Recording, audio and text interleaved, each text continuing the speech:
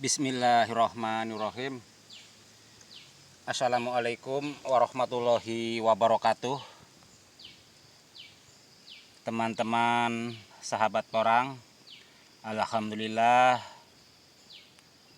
sekarang saya sedang berada di lahan porang milik saya ini teman ya.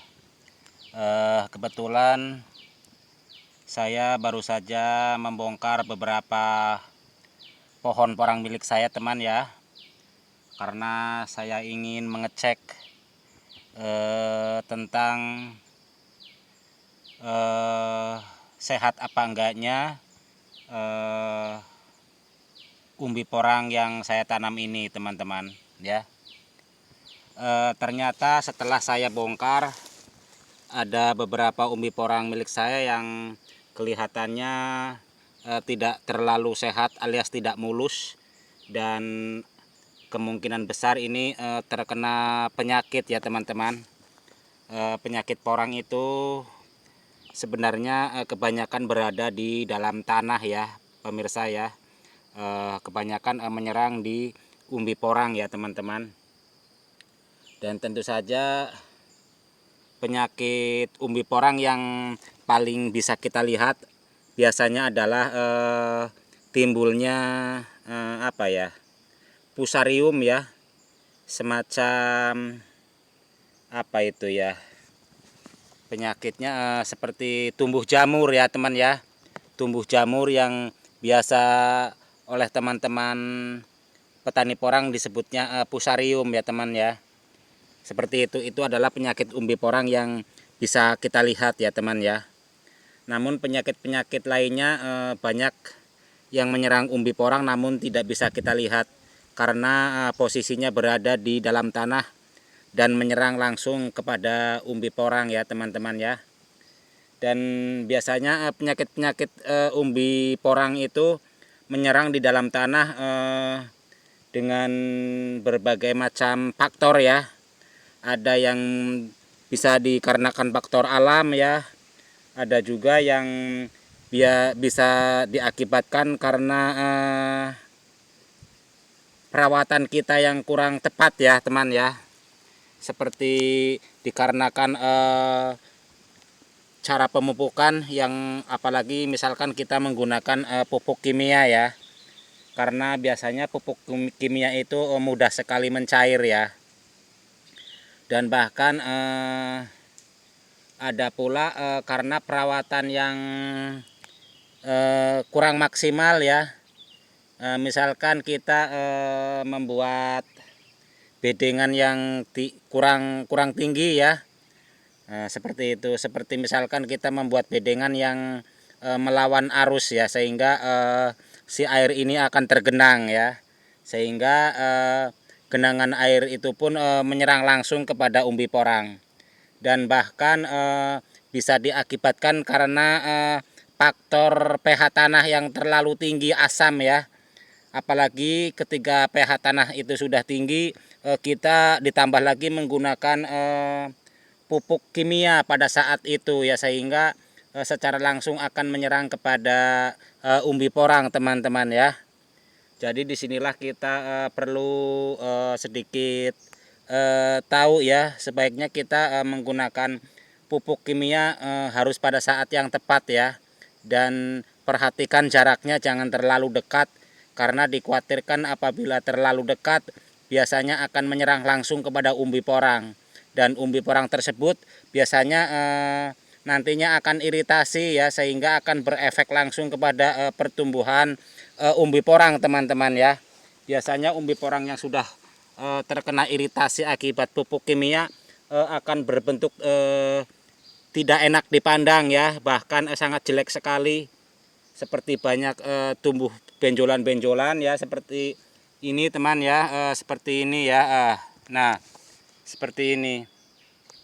Ini memang tidak 100% diakibatkan karena ulah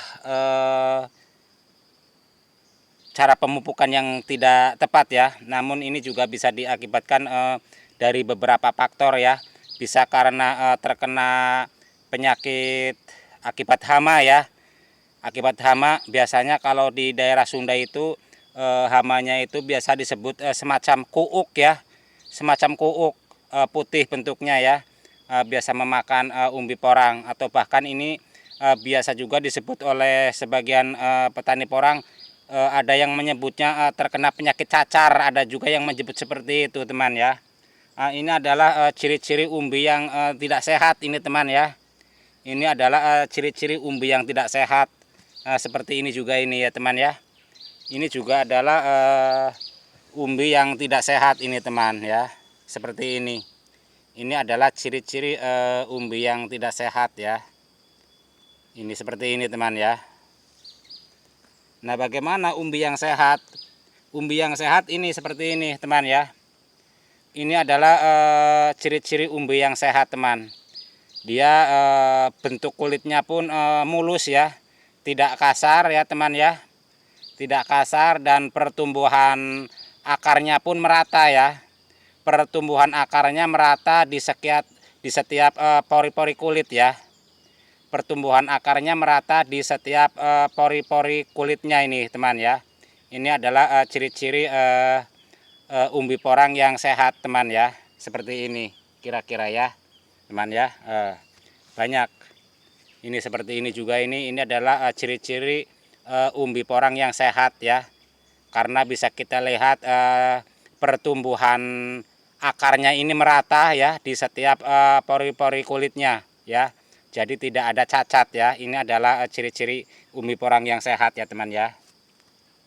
Nah, sekali lagi, bagaimana ini bentuk umbi yang tidak sehat?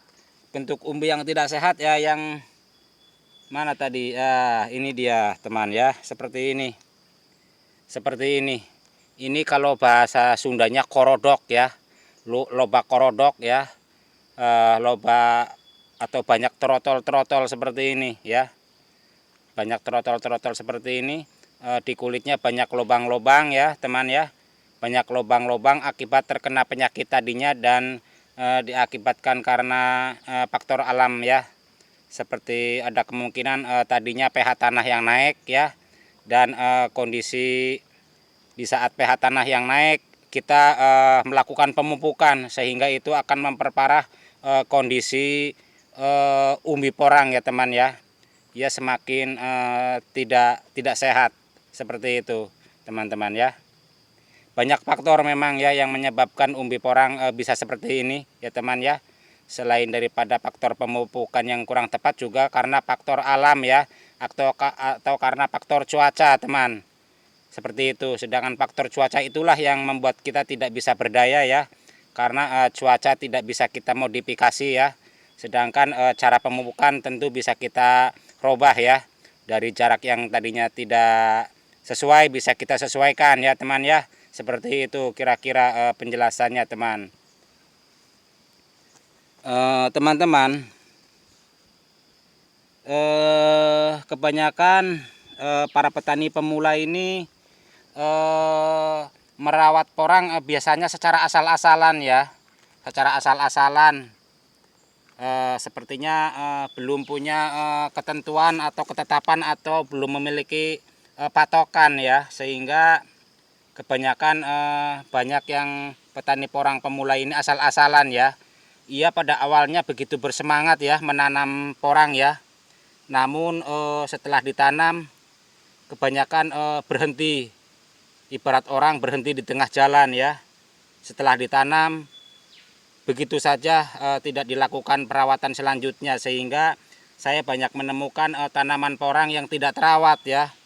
Tidak terawat, banyak gulma-gulmanya, banyak rumput-rumput ya, sehingga rumput-rumput itu pun mengalahkan pertumbuhan tanaman porang. Banyak seperti itu. Sebaiknya teman-teman para calon petani porang pikirkanlah ya secara masak-masak sebelum kita terjun ke dunia tani porang ya. Jangan sampai Anda rugi karena pekerjaan Anda berhenti di tengah jalan ya. Banyak sekali yang seperti itu. Pada awalnya begitu bersemangat, begitu berapi-api ya untuk ikut membudidayakan tanaman porang. Namun setelah ditanam akhirnya dibiarkan begitu saja, dan sudah barang tentu itu sangat merugikan teman ya. Padahal teman ya, menanam porang itu kuncinya satu ya teman ya. Setelah kita tanam, usahakanlah paling minimal ya kita siangi ya. Jangan sampai tanaman porang kita itu terkalahkan oleh tumbuhnya rumput-rumput ya. Minimal begitu saja dulu ya, kalau kita tidak mampu melakukan hal-hal yang lain. Minimal siangi saja dulu ya teman ya. Itu adalah kuncinya. Biasanya teman-teman, apabila lahan porang milik kita itu sudah disiangi, maka kita akan tumbuh rasa semangat ya. Akan tumbuh semangatnya kembali. Karena apa? Setelah kita siangi biasanya pertumbuhan porang itu terlihat cukup enak untuk dilihat ya. Cukup enak untuk dipandang. Disitulah nanti akan timbul rasa percaya diri kembali teman. Minimal seperti itu saja dulu ya. Gampang istilahnya kita melakukan pekerjaan yang lain. Minimal setelah kita tanam, kita siangi saja dulu. Jangan sampai pohon porang milik kita itu terkalahkan oleh rumput-rumput. Itu minimalnya saja dulu. Ya teman-teman, lakukan saja dulu hal seperti itu, hal yang saya katakan tadi ya teman ya, seperti itu teman-teman. Nah di sini dapat saya perlihatkan kepada teman-teman ya tentang umbi porang yang sehat dan yang tidak sehat. Nah ini teman ya, ini adalah ciri-ciri ya umbi porang yang sehat ya. Walaupun kecil ia mulus ya, dia mulus, tidak kasar, tidak korodokan, tidak banyak lubang-lubang dan tidak terkena penyakit cacar seperti itu ya teman.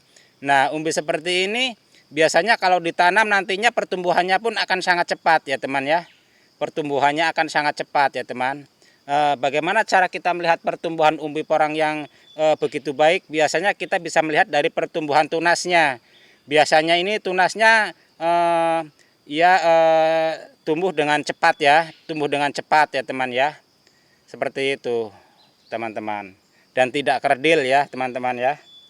Dan saya ingatkan kembali agar nanti apabila melakukan pemupukan, saya ingatkan juga untuk tidak terlalu dekat dengan pohon porangnya teman ya. Apabila kita melakukan pemupukan menggunakan pupuk kimia seperti itu teman-teman. Ini hal yang sangat penting ya teman-teman ya. Teman-teman, cukup sekian dulu penjelasan dari saya ya, atau pengalaman yang saya bagikan di sini. Semoga saja ini pengalaman ini bisa bermanfaat ya, khususnya buat para petani porang pemula dan khususnya juga untuk saya pribadi.